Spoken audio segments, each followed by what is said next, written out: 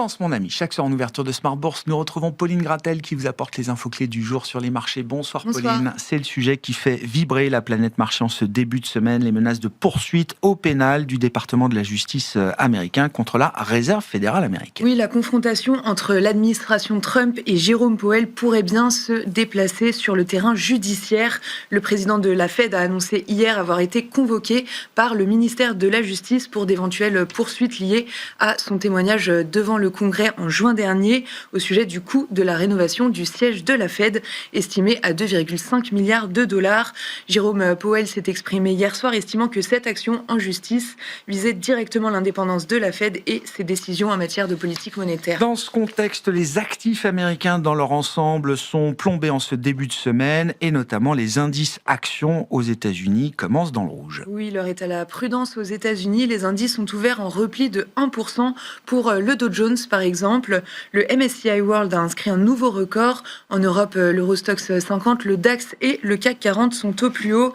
L'indice parisien est freiné par Capgemini qui cède 5% après une dégradation de Morgan Stanley, mais se stabilise sur ses records autour de 8380 points. Et puis je le disais, il n'y a pas que les actions américaines qui sont affectées. Le dollar et les obligations souveraines d'État américaines sont également pénalisées. Oui, une nouvelle fois, l'inquiétude des investisseurs vis-à-vis de l'indépendance de la Fed se traduit par une baisse du dollar avec un euro-dollar qui remonte en direction de 1,17. Sur les marchés obligataires, la partie longue de la courbe se tend de quelques points de base avec un 10 ans autour de 4,20%.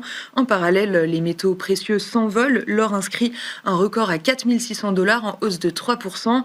De son côté, l'argent bondit de 8% à 85 $. Bon, les mouvements macro restent néanmoins limités à ce stade. On parle du dollar, des taux américains ou même des indices actions qui sont légèrement pénalisés. En revanche, le marché se focalise sur un secteur qui a été mis sous les feux de la rampe, si je puis dire, ces derniers jours par Donald Trump, le secteur des sociétés spécialisées dans les cartes de crédit notamment. Oui, Donald Trump a annoncé sa volonté de limiter le taux des crédits des détenteurs de cartes à 10% quand il tourne depuis des années à plus de 20%, estimant que les citoyens se faisaient escroquer. Si la mise en application est encore loin d'être acquise, certains titres réagissent parfois fortement comme Capital One qui baissait de plus de 7% à l'ouverture. Et puis dans l'actualité des entreprises, Eli Lilly dans le secteur pharma serait prête à mettre 15 milliards d'euros sur la table pour racheter la française Abivax. Oui, la biotech française s'envole de plus de 20% au plus haut de la séance, portée par la perspective d'un des plus gros deals jamais envisagés dans ce secteur en France.